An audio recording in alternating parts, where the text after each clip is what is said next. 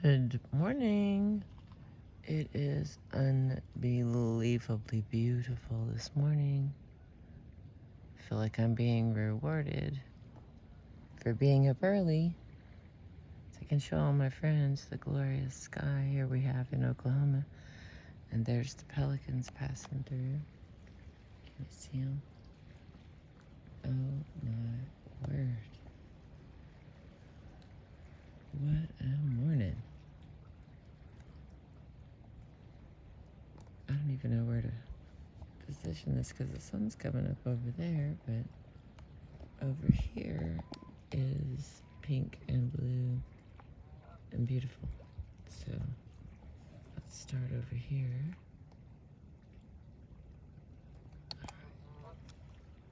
Oh, wow. Hallelujah. That's beautiful. I do want to remind everyone who hasn't been out lately, it is goat head season. They are plentiful and angry. So keep your eyes out and bring a tool. I find a comb works the best at getting them off of you when they've become attached. Alrighty, we continue. Let's see. I'm reading you. I hate to put the book up since the sky is so beautiful. Oh my word. Okay, with all kinds of enthusiasm and excitement, but also not warming my voice up this morning. This first page is going to be rough.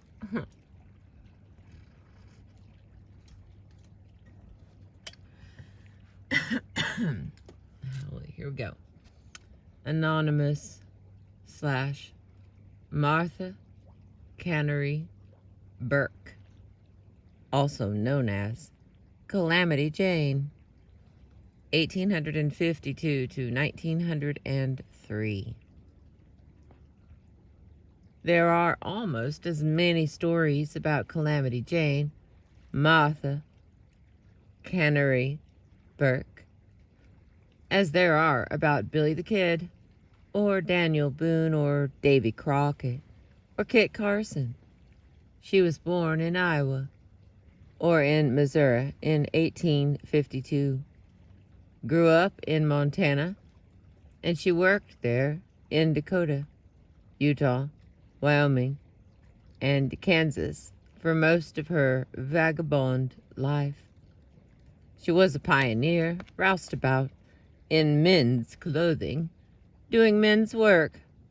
She was a dishwasher, a construction worker, a bull whacker or teamster, an army scout, and according to her account, a rider for the Pony Express, and a member of Buffalo Bill's Wild West show. There are stories of her scouting for Custer in 1872, and of her being the first white woman in the Black Hills. She was a big-boned, strong woman who boasted she could outride and outshoot any man she knew. In mining towns, she was often remembered less kindly as a woman of low reputation.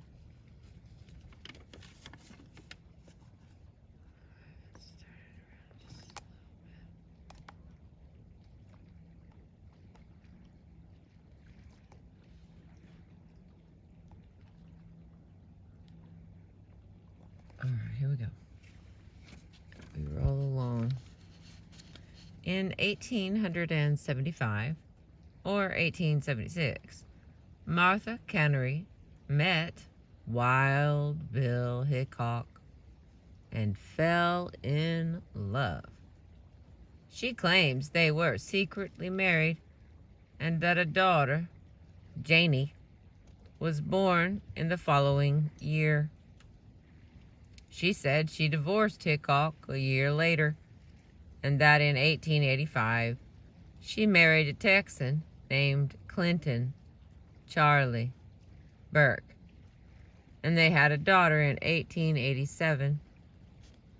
The question of Calamity Jane's daughters is further complicated by her quote-unquote confession that she also raised Jessie Elizabeth Oakes, whom she called the meanest child I ever knew, daughter of Calamity Jane's sister, Belle Starr.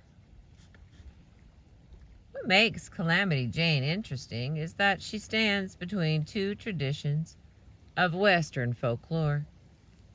One applauds the rogue woman of the dime novels, the heroine called the White Devil of Yellowstone, the White Devil of the Yellowstone, who could shoot and ride and drink like a man. In that guise, Calamity resembled Mary Fields, the black woman who hauled supplies for a mission of Catholic nuns outside of Cascade, Montana.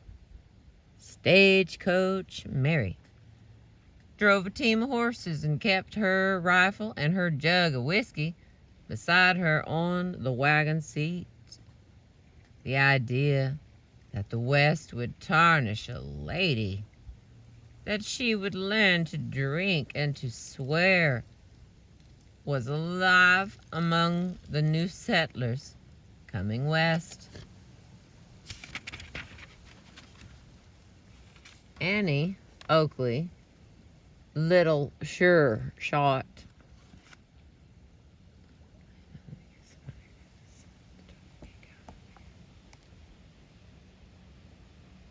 I forget to warn us that I'm going to move us and give us a little spin. It's just so... Okay.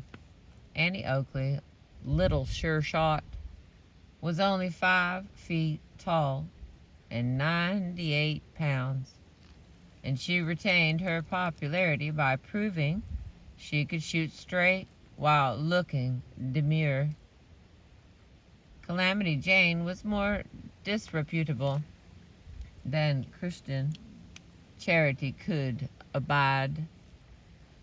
In 1941, the appearance of Jean Hickok McCormick, claiming to be Calamity's long-lost daughter, offering an album of unmailed letters from her mother, suggested another side of the story.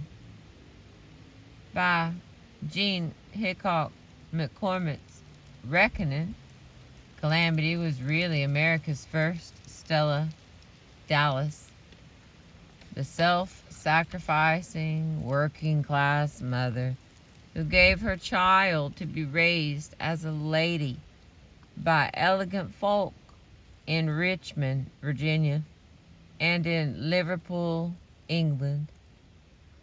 Even if the letters were written by the daughter to retrieve her mother's reputation after Calamity's death in 1903.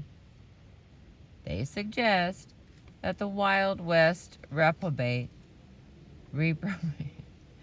might also have been a woman who shared with her daughter her recipe for a 20-year cake that used 25 eggs, 2.5 pounds of sugar, and flour and butter, 7.5 pounds of raisins, 6.5 pounds of currants and citron, and cloves, cinnamon, mace, nutmeg, yeast, baking soda, and cream of tartar. The cake is unexcelled and will keep good to the last crumb for 20 years. And then it says, pour over a pint of brandy.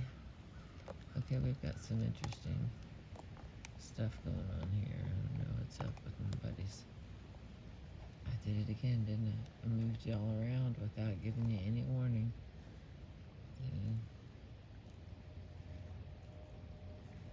Oh, sorry about that. My camera guy is off today. He's invisible, but he's on vacation. Alright, you can see my birds, right? There we go. Those are pelicans with black wingtips. I struggle with saying it correctly, whether they're black wing-tipped pelicans or they're pelicans. Pelicans, yeah, they're just pelicans, but they have black wingtips. There we go. Alright, back on to the story here that is unbelievable, because I think I've had that cake before. I'm reading all the ingredients. I'm thinking, wow, I got a version of that right now at the house. You know, a recipe, not an actual 20-year cake. It seems a little icky, but here we go. Calamity Jane continues to capture the Western imagination.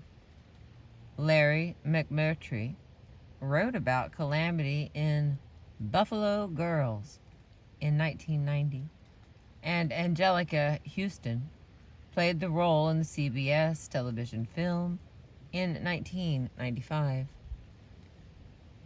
In Hollywood, Calamity was played at different times by Jean Arthur, Jane Russell, and Yvonne DiCarlo. No version, however, is as interesting as the story of humble sacrifice, however fraudulent, of a mother for her daughter, described in Calamity Jane's Letters to Her Daughter, published by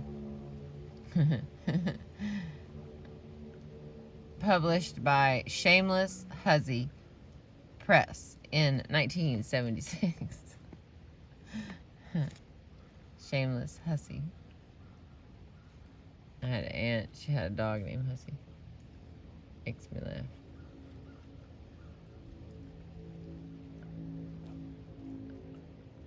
Oh.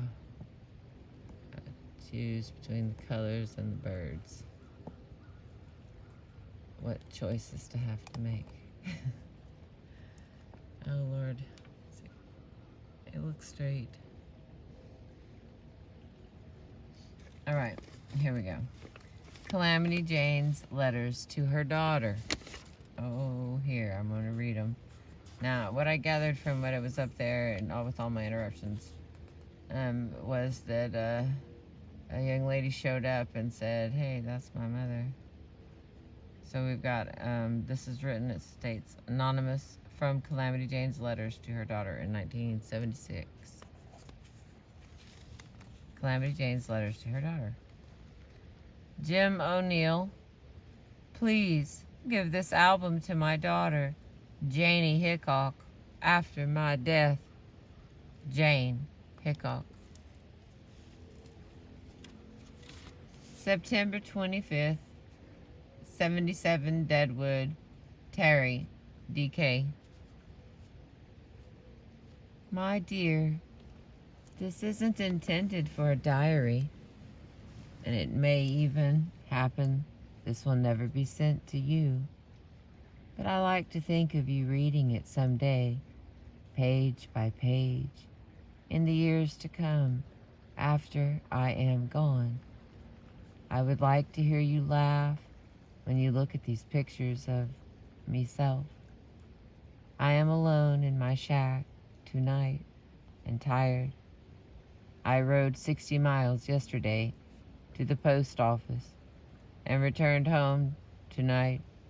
This is your birthday, and you are 4 years old today.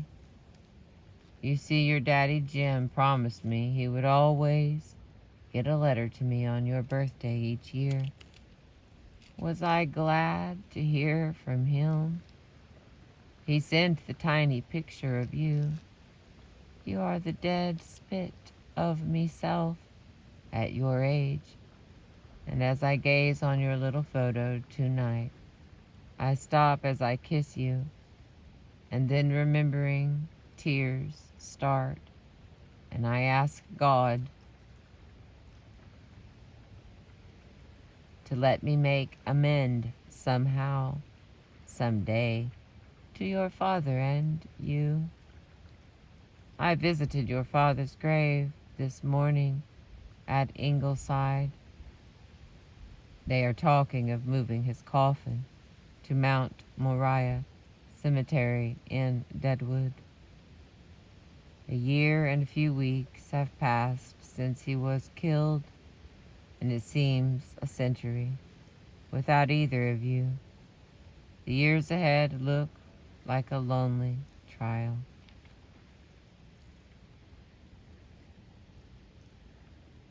Tomorrow I am going down the Yellowstone Valley just for adventure and excitement. The O'Neills changed your name to Jean Irene, but I call you Janie for Jane. And the next one, September 28th, 1877. Another day had gone, dear. In fact, 3 days have passed since I wrote last. I am sitting beside my campfire tonight. My horse, Satan, is picketed nearby. You should see him, the light from the campfire playing about his sleek neck and satiny shoulders of muscle, white feet, and diamond of white between his eyes. He looks an object of all beauty. I am so proud of him. Your father gave him to me, and I have his running mate, King. I use him for a pack horse on long trips, but I haven't got him with me this trip. Excuse me. I can hear coyotes and wolves and the staccato wail of Indian dogs near their camps. There are thousands of Sioux in this valley. I am not afraid of them. They think I am a crazy woman and never molest me. I followed a new trail today. It must be the new mail route being built by Bozeman's trail blazers. I expect to catch up with them tomorrow. They are on a dangerous mission, and it won't hurt anything to be nearby, just in case they need someone to help scare away the Sioux. I guess I am the only human being they are afraid of.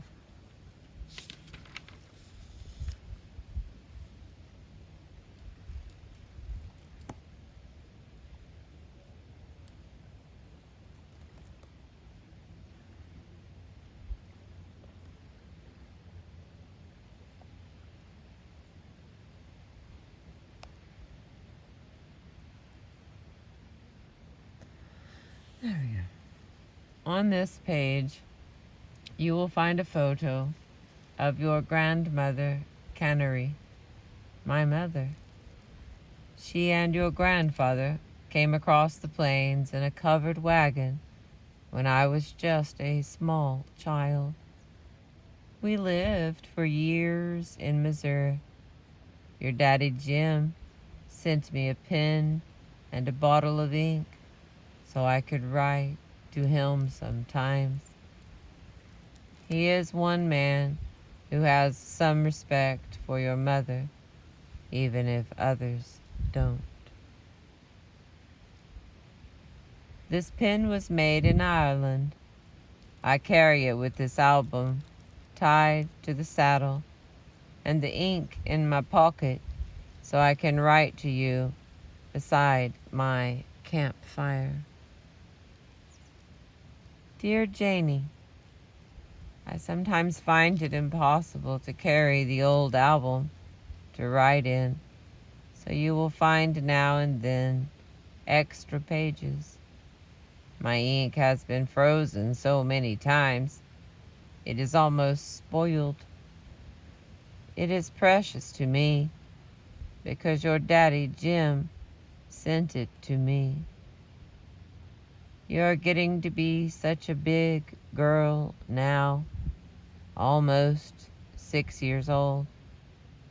It only seems such a little while since I met your daddy Jim and Mother Helen O'Neill and gave you to them. Someday I am going to see you. I felt so bad when I heard of Helen's death. You are destined never to have a mother to live with. May God keep old Mammy Ross with you, darling. I am looking after a little boy. His name is Jackie. He is 5 years older than you. His father and mother were killed by the Indians. I found him the day your father was killed. He thought your father the greatest hero on earth and saw him shot. He is a nice boy. I will be a great man someday. The Sioux Indians are still troublesome. I went to the battlefield after Custer's battle,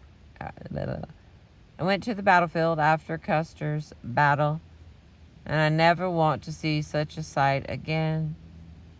In a house which had been dismantled was the carcass of a man, apparently hidden there to escape the Indians seeking revenge. The squaws had cut legs and arms from the dead soldiers. Then heads were chopped. Then eyes probed out. You see, Custer had molested an Indian village, running the squaws and children from their camps, so one can't blame them for getting even in their own way. Your Uncle Si was in that battle, Janey. I found him hacked to pieces, his head in one place, legs and arms scattered about. I dug a grave and put his poor old body in my saddle blanket and buried him. I can never think of him without crying. Good night, dear. Till next time. And the next letter is dated July 1880. Colson. Dear Janie, I am here in Colson. It has been 1 year since I have heard from your daddy Jim. You should see Colson. I met a man here today from Deadwood who knew my best friend there, Mr. Will Lull. I was sick with a fever of some sort while rooming at his hotel. The hotel babyface Lull took over from a New Orleans man, Porter, and Lull was so good to me. He knows his business. I like him very much. He always greets me with, "Howdy, Jane, little girl. Keep a stiff upper lip. Remember you're a good girl." He and your daddy Jim are the only two men who have faith in me. Queer, the men I could like are Easterners. I went up on stage to Cheyenne a while back and had quite an exciting time. The stage is run by Luke Voorhees. He is a relative of Clark, of the Lewis and Clark. We had quite a conversation. He was so interested in the time your father and I went by horseback to Deadwood Gulch from Abilene. We stayed all night in the old station in Virginia Dale. I dressed in men's pants and posed as Wild Bill's partner. the Jack of Diamonds. Before we got away, we had a shooting contest. I beat them all, and it sure filled me full of hot air. Then the change driver was killed, and I took his place. Everyone blamed the Indians, but they were white men who did the killing and murdering and robbed the boys of gold dust. Your father dared me to drive the stage that trip after the killing. I did, and found it was myself in one hell of a fix, Janie.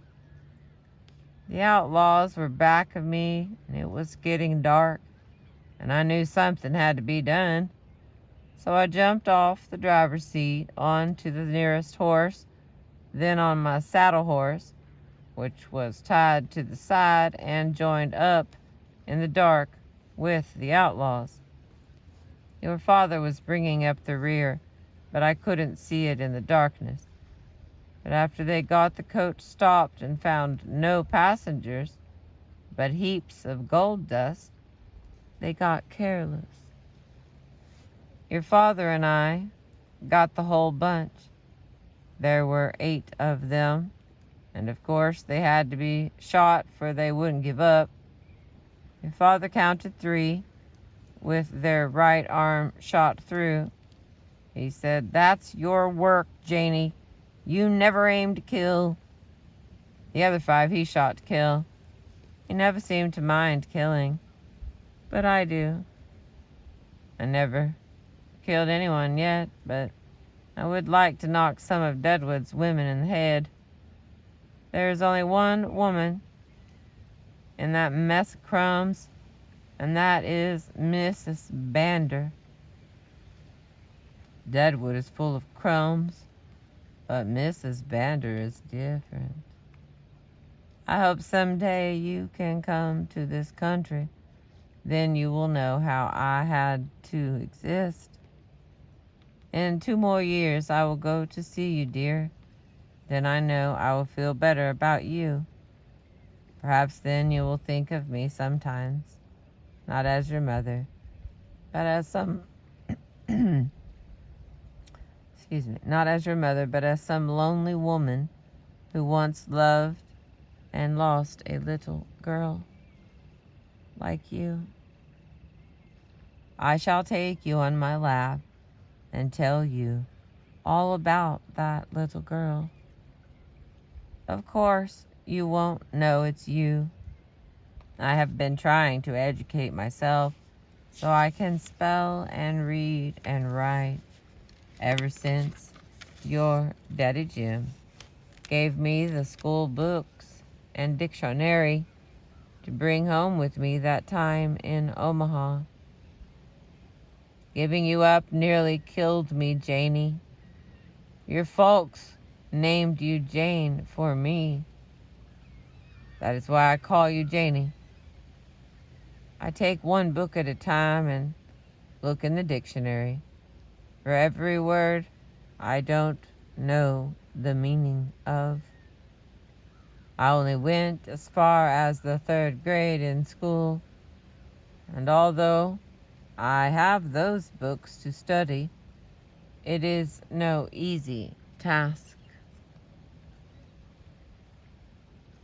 I want to be able to act like a white person when I do visit you. Everybody thinks I can neither read or write, even my name. So I just let them think so. It is better so, I find it. Your grandpa and grandma were educated even if I was not, and it wasn't their fault I ran off the first chance I got.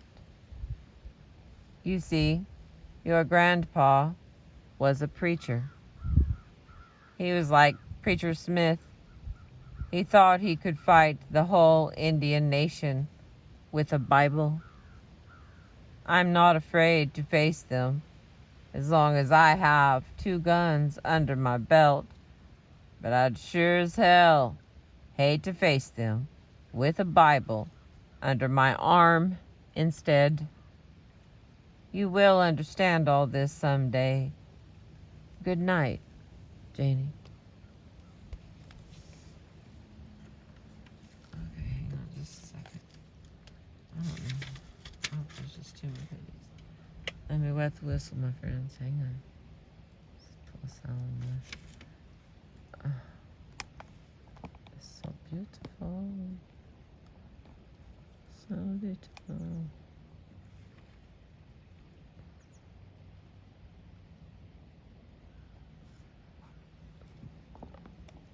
Again, took us for a little ride with no warning.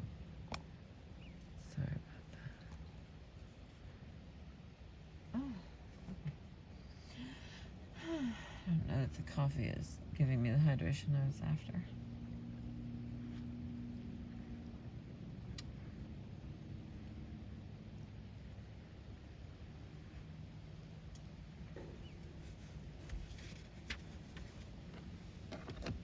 I don't think I've said thank you for being with me yet. Thank you for being with me. I have really been enjoying this book. I know there's a bunch of different volumes of it, but this one was given to me by one of 3 people, all of which are ladies I love very much. If you know who you are, send me a message so I can say thank you more directly. Otherwise, I just love all 3 of you on a regular basis because I can't remember exactly which one y'all gave me the book. All right. That's my little mental break, and we are back to reading letters. There appears to be 1 or 2 left. All right. September 1880. Deadwood. Janie, a letter from your daddy Jim came today, and another picture of you. Your birthday is this month. You are 7 years old. I like this picture of you. Your eyes and forehead are like your father. Lower jaw, mouth, and hair like me. Your expression in your blue eyes with their long black eyelashes are exactly like your father's. It is nice that you don't have to attend a public school. You are lucky to have a man like Captain O'Neill to give you so much of everything. I had nothing, Janie. And when I think of you being on board ship with your daddy Jim, with the teacher, all your own and lovely clothing, and he says you are taking lessons on the piano. Be nice to him, darling, and love him forever for all he has done for you. When he had you write your name on this letter to me, it was so kind of him. You write such a nice hand, it made me ashamed of mine. Your picture brought back all the years I have lived with your father and recalled how jealous I was of him. I feel like writing about him tonight, so I will tell you some things you should know. I met James Butler Hickok, Wild Bill, in 1870 near Abilene, Kansas. I heard a bunch of outlaws planning to kill him. I couldn't get to where my horse was, so I crawled on my hands and knees through the brush, past the outlaws, for over a mile, and reached the old shack where he was staying that night. I told him, and he hid me back of the door while he shot it out with them. They hit him, cutting open the top of his head, and they heard him fall and lit matches to see if he was dead. Bill killed them all. I'll never forget what he looked like with blood running down his face while he used 2 guns. He never aimed, and I guess he was never known to have missed anyone he aimed at. I mean, wanted to kill, and he only shot in self-defense. Then he was quite sure. I nursed him several days, and then while on the trip to Abilene, we met Reverend Sipes and Reverend Warren, and we were married. There will be lots of folks doubt that, but I will leave you plenty of proof that we were. You were not a woods cult, Janie. Don't let any of these pus-gullied women ever get by with that lie. I am ashamed of this writing, but I can't do any better. I must tell you about this marriage certificate of ours. Your father planned to have it transferred to a real one, printed. I aim to get it fixed up someday like he wanted it. Even if I do, always keep this one, Janie. Anyway, it may not look as nice, but it was the only one Reverend Warren and Reverend Sipes could fix up so far from civilization. You will find a photograph of your father's parents in the album. Also a gold pin in the shape of a horseshoe, which belonged to your father's mother. He gave them to me. Take care of them, darling. They are so old, too, and will be valuable as keepsakes when you are old. The gun I am keeping for you was one your father gave me. He brought this ring for my wedding ring. I shall put it among my treasures for you. It was bought at Abilene, Kansas, while I was there with him. I was so jealous of every woman there. One I always call his common law wife was Mamie Workley, a dance hall girl. I used to get mad and call her that to him. He would only laugh and say, "Foolish Jane, let's kiss and make up." He would never quarrel about Mamie Worley and paid no attention to her. I was jealous just the same and imagined lots. Don't let jealousy get you, Janie. It kills love and all the nice things in life. It drove your father from me. When I lost him, I lost everything I ever loved, except you. I gave him a divorce so he could marry Agnes Lake. I was trying to make amends for the jealous times and my spells of meanness. If she had loved him, she would have come out here with him, but she didn't. And I was glad to have him again, even if he was married and she so far away. I always excused our sin by knowing he was mine long before he was hers. A man can love 2 women at one time. He loved her, and still he loved me. He loved me because of you, Janie. That first picture of you, which your daddy Jim sent your father, wanted. I gave it to him. And it was in his pocket the day he was killed. His family thought I wasn't good enough for him. That and my jealousy was all our trouble. When he came back after marrying Agnes Lake, I thought I would snub him, but we met again only one day and both found we still loved each other better than ever. I forgot everything when I was near him. No one else.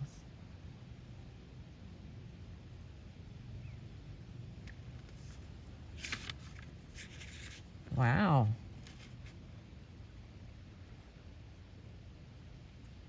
Huh. Okie dokie. Further readings is Roberta Bede Solide, Calamity Jane, Montana Historical Society Press, 1995. We've got Calamity Jane's Diary and Letters, the Montana Magazine of Western History, the story of Martha Cannery Burke, in her own words, and Robert J. Casey's The Black Hills and Their Incredible Characters, by Bob Smerrill, 1949. Well, I have to say, other than pictures, and I could pick her out of a picture, I didn't know that much about her. I mean, felt pretty real, So, well, I don't know if they're real or not, huh? Okay, well, that is all for today. I appreciate you. Thank you for being with me again. Have a beautiful day.